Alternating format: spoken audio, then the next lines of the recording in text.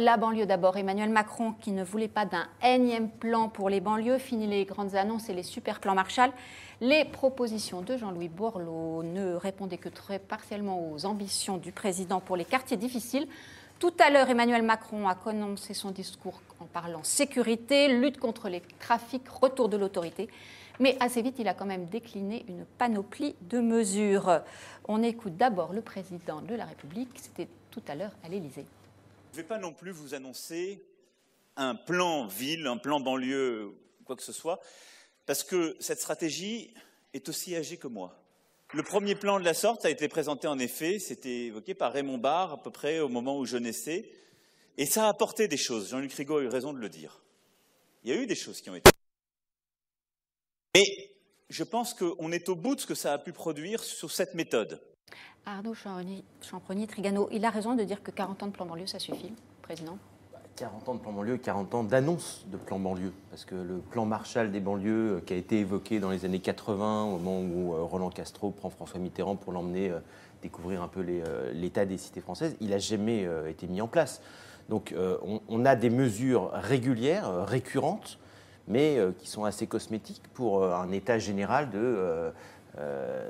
d'effritement de ces territoires dans lesquels d'ailleurs il n'y a plus de services publics, dans lesquels la loi n'arrive plus à s'appliquer. Donc peut-être qu'il faudrait effectivement, et c'était un peu l'intention de Jean-Luc Borloo, penser à un plan global. C'est compliqué parce qu'il y a d'autres territoires abandonnés de la République, on pense particulièrement aux campagnes.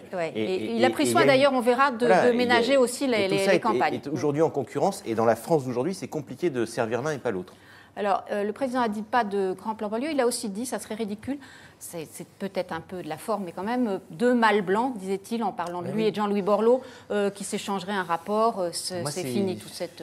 C'est cette formule-là que j'ai envie de retenir, parce que j'ai l'impression que Macron a fait du Macron plus aujourd'hui. 1h45 à peu près de discours, de monologue, arpentant la tribune de la salle des fêtes, pour dire quoi finalement ?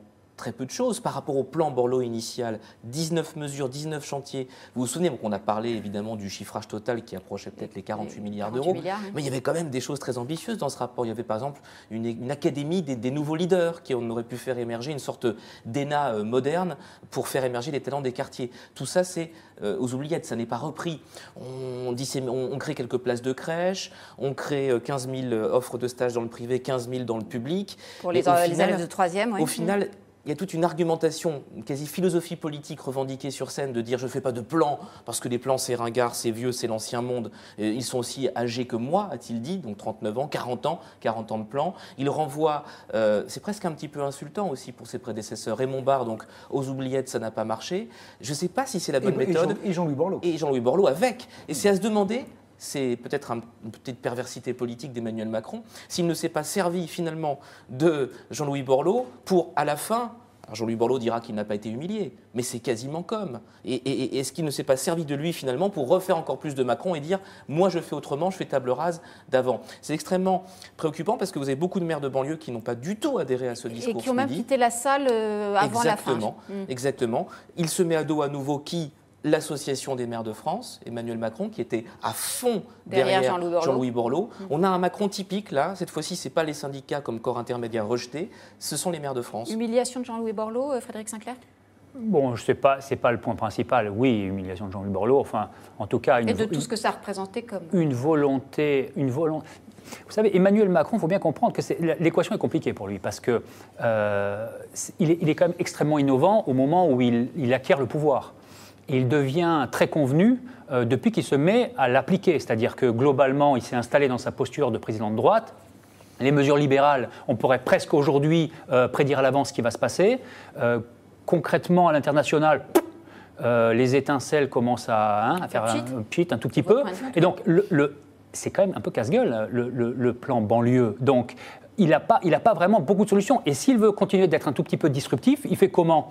Alors, j'ai quand même l'impression, malheureusement pour lui, qu'il a beau discréditer et humilier Borloo, son plan banlieue, la vision qu'il a de la banlieue, c'est exactement la même que celle de Borloo. C'est globalement de la sécurité et du pognon. Enfin, je veux dire, on ne sort pas beaucoup de ça. On va aider un tout petit peu ceux qui en ont. En tout cas, aucun chiffrage.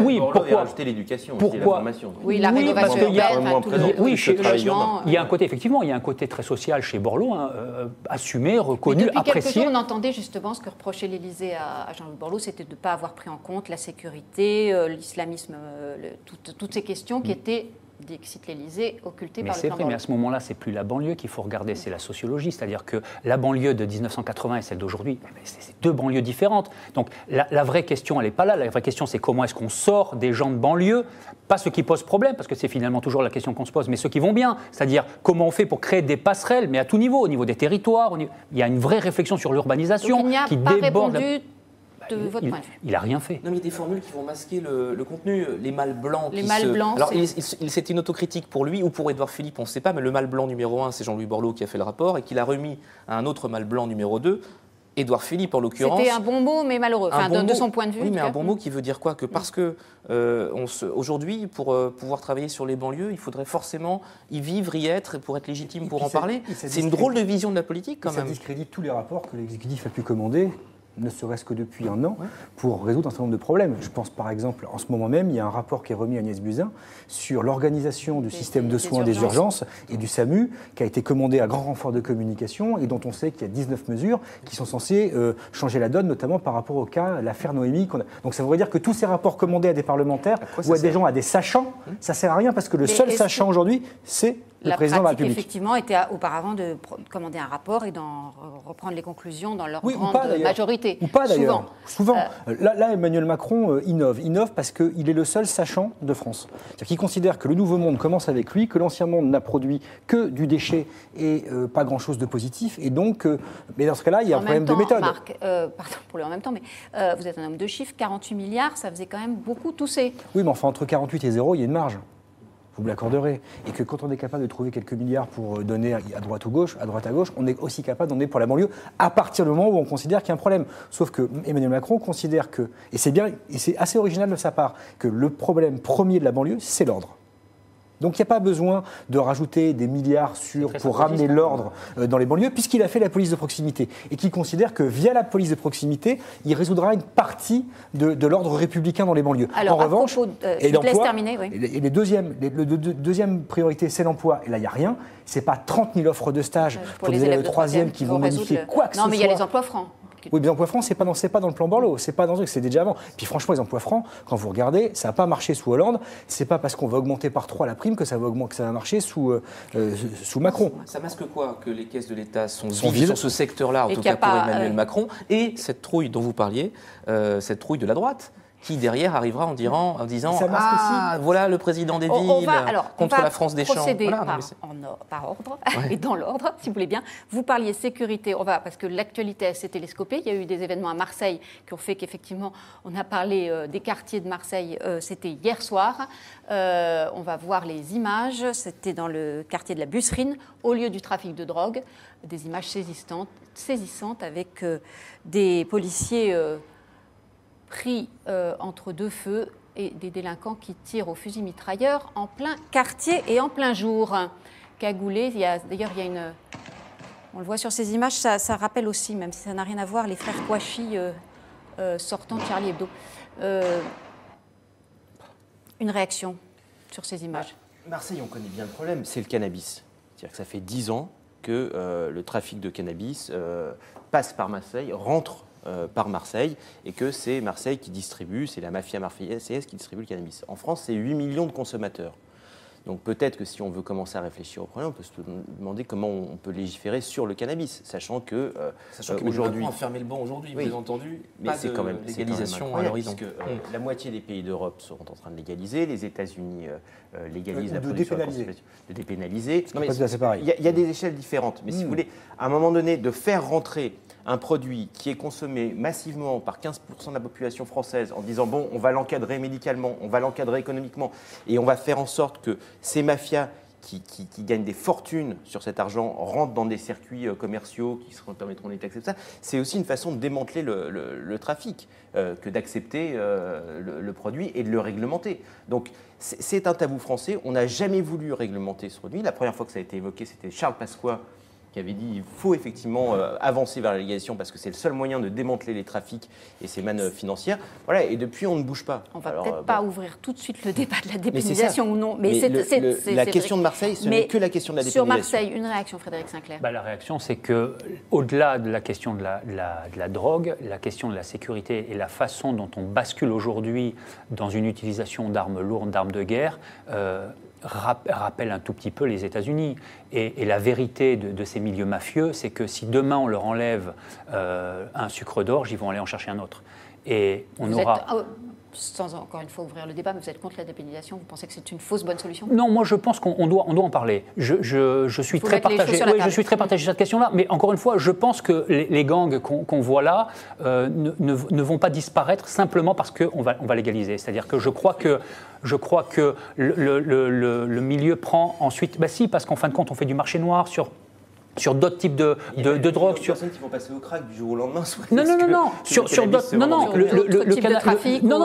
d'autres types de produits qui participent du cannabis. C'est-à-dire qu'il y a encore une fois des marchés sur l'alcool, alors que noir sur l'alcool aux frontières, à Nice, ailleurs, parce qu'on va acheter, parce que c'est moins cher, etc. Donc le principe d'une économie souterraine ne se règle pas simplement en légalisant. L'alcool est tout à fait légal en France, et pourtant il y a du trafic à ce niveau-là. Donc, je pense qu'on a un vrai problème de violence et on a un vrai problème de cloisonnement de la cité. Et donc, je suis contre le principe de dire on va mettre de la police de proximité parce que je ne pense pas que ça avantage réellement les gens qui y vivent. Je pense qu'en réalité, ce qu'il faut, c'est décloisonner, c'est-à-dire qu'il faut sortir les gens qui vont bien de l'intérieur. Transport, service public. Non, pas mettre de l'État, sortir les gens. Il faudrait un plan banlieue, c'est ça? Non, il faudrait un plan campagne. Il faudrait prendre des gens qui vont bien là et les mettre dans les villes de campagne. C'est-à-dire que les gens qui vont bien, ils ne sont pas aidés. Ils vivent depuis 30 ans, depuis 20 ans dans ces banlieues. Ils ne peuvent pas partir, ils n'ont pas d'argent, ils travaillent toute la journée, ils rentrent chez eux, c'est l'enfer. Si on les aide, ces gens-là, à partir ailleurs, à bouger, à aller dans un coin vert, à leur proposer quelque chose pour leurs enfants qui sont un tout petit peu plus sympas que simplement des grandes bars, parce qu'on se préoccupe toujours du gars qui ne va pas bien, que ça soit en lui tapant dessus avec la matraque ou en donnant de l'argent aux gens autour. Mais il y a un moment, il faut quand même se soucier des gens qui vont bien. Il y a eu une politique de rénovation urbaine qui a été faite justement par Jean-Louis Borloo pour casser ces grandes barres qui étaient verticales ou horizontales. Mais on reste en banlieue. On reste en banlieue. Oui, mais qui fonctionne ou pas? 11 millions de personnes qui vivent sur 4% du territoire en Ile-de-France. C'est juste pas gérable. Marc, la politique de rénovation urbaine? En matière d'urbanisme, oui. En matière de décloisonnement économique, non. En matière sociale, oui. Les émeutes de 2005 ont montré que toutes les cités qui avaient été rénovées n'ont pas explosé. C'est incroyable. Mais même celles qui n'ont pas été rénovées. Après, par la suite, parce que je veux dire, le problème des banlieues, il ne s'est pas arrêté en 2005, il a continué, il ne s'est rien passé véritablement. Où ça a brûlé dans toutes les banlieues, là où ça n'a pas brûlé, c'était celle où ça avait été rénové. Est-ce que c'est un lien de cause à effet? On n'en sait rien. À ce sujet, je vous propose juste une petite parenthèse en écoutant Valérie Pécresse, présidente de la région Île-de-France. Elle intervient justement sur ce sujet et elle était l'invitée de France Inter ce matin. Il y a moins de services publics dans les quartiers populaires qu'il n'y en a au centre de Paris. C'est une évidence. J'ai aujourd'hui en Seine-Saint-Denis 5 demandes de mutation d'enseignants pour une demande d'affectation. Ça veut dire qu'effectivement, les fonctionnaires veulent s'en aller, les agents publics veulent s'en aller. Donc on a un sujet de reconquête de ces territoires. Il faut plus de moyens, mais il faut aussi, et c'est ça tout l'enjeu, reconstruire des quartiers de mixité sociale mais faire disparaître les grands ensembles des années 70. Donc vous êtes d'accord avec Valérie Pécresse? Je suis d'accord avec ce qu'elle dit, pas avec ce qu'elle fait, ce qu'elle a fait quand elle était au gouvernement. Mais évidemment, il y a une politique urbaine. Mais si vous voulez, une politique de la ville, c'est 20 ans. C'est une génération pour que ça se voit. Donc le problème, c'est que la temporalité politique, elle est de 5 ans maximum. Donc il n'arrive pas à raisonner à long terme. Celui qui engagera une grande refonte urbaine des banlieues, il n'en verra jamais résultat. Donc résultat, ils ne le font pas. Voilà. Quelques réactions qui nous arrivent nombreuses. François qui nous dit « Le plan Borloo n'était-il pas voué à l'échec dans le monde de la Macronie ?» On s'est interrogé effectivement sur le côté, comment vous dites, c'est le seul sachant, Marc Landré. Oui. Les RENA, des milliards ont déjà été distribués sans aucun résultat. Il faut que cela cesse et que les habitants des quartiers se prennent en main. À Marseille, alors, ça me fait... Yael. Il a hésité longuement à l'automne, Emmanuel Macron, à confier ce rapport à Jean-Louis Borloo. Il a consulté autour de lui. Beaucoup lui ont dit « Fais pas ça, tu risques de te brûler les ailes avec lui ». Il l'a fait, il l'a regretté. Et on a vu le résultat aujourd'hui. Et il a hésité parce qu'il devinait que Parce que n'arriverait pas à Jean-Louis trouver. Borloo, c'est un animal politique, la dictature a échappé à son La commanditaire. personnalité de Borloo n'était pas Non, mais compatible. bien sûr. Pardon, vous entendez Pécresse, elle dit exactement la même chose que Borloo. Il l'aurait confié à n'importe qui. La seule solution que tout Donc le monde c'est pas le préconise, c'est problème, vous allez Borloo faire de la banlieue un endroit sympa. Ça ne marche pas. Vous allez réactiver le vivre ensemble. Ils ne veulent Vous pas vous vivre mettez les banlieues ensemble. à la campagne. Non mais moi je dis les gens ne veulent pas vivre ensemble. C'est pas vrai que les aristocrates veulent vivre avec les Bon, alors, prolétaires. qu'est-ce qu'on fait C'est pas vrai. Qu'est-ce qu'on fait On, On met une bombe et puis on ferme les yeux réfléchit à l'échelle du territoire national. On arrête de focaliser sur les banlieue. Il faut quand même Ça bien résout pas des le problème. enseignants là où il en faut, des Non, hôpitaux là où il il en faut faut. sortir les gens de banlieue. Il faut les La mettre dans solution, les c'est centres ça. de banlieue, on les met dans d'autres banlieues. Mais c'est des banlieues neuves. Des villes. Mais vous vous baladez de temps en temps en province. Il faut arrêter d'aller à Copenhague avec la famille. Il faut aller dans le Larzac. Non mais il faut aller dans le Larzac. Mais Vous oui, allez mais voir, il n'y a pas de plein boulot de dans le villes. Ils vont Larzac. être Il y a- contents, les mecs de Marseille dans le Larzac. Eh ben justement, Les banlieues parisiennes, ils bossent tous à mais Paris. c'est ce que je disais. Donc 11 ça y est, vous millions vous de opposez les personnes. territoires, on est dedans là. On n'est pas dedans. Je France dis des champs, qu'il France des villes. y a une France des champs qui a besoin de revivre et il y a des gens en ville qui étouffent. 60% des cadres en région parisienne veulent partir. Il n'y a pas que les profs.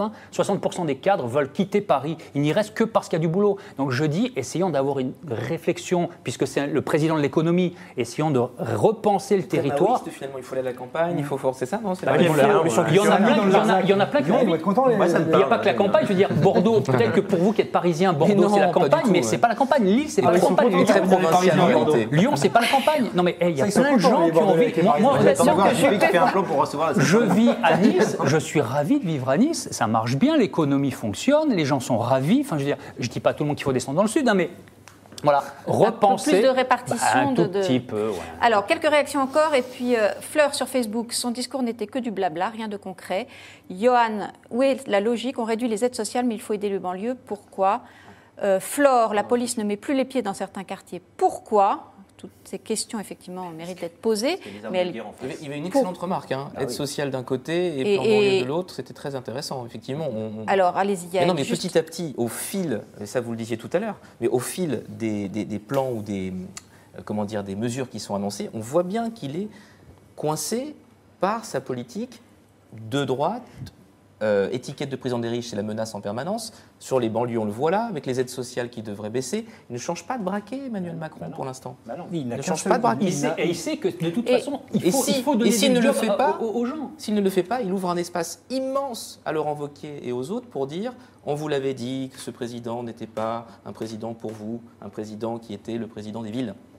Ce qui déjà a commencé, les réactions de Laurent Wauquiez et des Républicains après le discours d'aujourd'hui sont de cette tonalité. Vous oubliez les campagnes, vous oubliez les territoires, il n'y en a que pour les banlieues, et la photo avec Borloo, Il y en a que Marc pour les Landré. banlieues, il a quand même pas, je veux dire, des testings dans l'entreprise pour savoir s'il recrute des jeunes de banlieue. Je veux dire, franchement, il n'a pas inventé l'eau chaude, Emmanuel Macron. Ça fait, voilà, ce racisme l'a fait. Tous les gouvernements, et encore même le précédent dans lequel il a participé, soit comme secrétaire général adjoint à l'Élysée, soit comme ministre de l'économie, a fait des campagnes de testing pour justement démontrer que quand on s'appelait Mouloud et qu'on habitait Saint-Denis, on avait moins de chances que quand on s'appelait Robert et d'entrer dans le 16e, à diplôme égal. Donc là, je veux dire, c'est pas en mobilisant les boîtes du SBF 120 qui va modifier la face des recrutements des jeunes venant de banlieue. Et le comble, la prise de risque maximum pour le président, c'est que tous les 2 mois, il va faire vérifier, évaluer l'avancée de son plan pour les banlieues. Une évaluation tous les 2 mois, oui, mais par un qui, audit des... Par qui?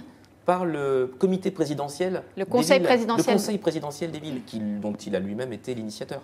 Donc voilà, c'est pas l'AMF qui va l'évaluer, c'est pas des maires de banlieue hostiles qui vont l'évaluer. Bon, l'avantage, par exemple, c'est qu'il n'y a rien à évaluer, donc au moins, elle ne peut pas être négative dans le discours. Pour sauver le soldat Macron, on sait que de toute façon, le testing, il ne sert à rien, que l'employeur, quand il n'a pas envie d'employer Mouloud, pour reprendre le terme de Marc Landré, il ne l'emploie pas. Le seul moyen de le faire employer, c'est quoi? C'est de créer de l'emploi. Je veux dire, à partir du moment où il y a une offre d'emploi qui est importante, et ben à ce moment-là, on va chercher les gens là où ils sont. Donc, fondamentalement... J'ai besoin de vous aux entreprises, il a dit ça aussi, c'est ça. j'ai besoin de vous. C'est ça. La clé, elle est là. Oui. Et donc, c'est l'incantation. Là. Absolument. Donc, mauvaise note, j'ai bien compris, pour résumer, à Emmanuel Macron. Et rendez-vous dans 2 mois pour évaluer, mais on sera le 22 juillet. Et je doute qu'il y ait une vraie évaluation le 22 juillet. La question du jour du Figaro qu'il ne faut pas oublier et qui est assez lapidaire, puisque vous êtes combien 86% à estimer que 48 milliards d'euros à mettre dans les banlieues, et ben c'était trop d'argent. Mais on passe à notre deuxième thème, si vous le voulez bien. Le deuxième thème, il s'agit de la fonction publique. La fonction publique, elle est dans la rue aujourd'hui. En tout cas, c'est sa 3e mobilisation.